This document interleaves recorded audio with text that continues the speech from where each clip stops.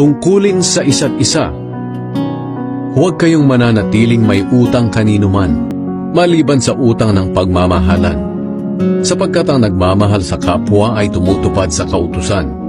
Ang mga kautusan, huwag kang mangangalunya, huwag kang papatay, huwag kang magnanakaw, huwag kang mag-iimbot. At ang iba pang mga utos ay napapaloob sa iisang utos. Mahalin mo ang iyong kapwa, gaya ng pagmamahal mo sa iyong sarili. Ang taong nagmamahal ay hindi gumagawa ng masama sa kanyang kapwa.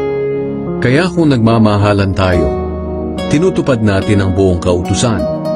Dapat ninyong gawin ito dahil alam ninyong panahon na para gumising kayo. Sapagkat mas malapit na ngayon ang oras ng ating kaligtasan kaysa noong una. Nang tayo'y sumampalataya kay Hesukristo, mag-uumaga na. Kaya iwanan na natin ang mga gawa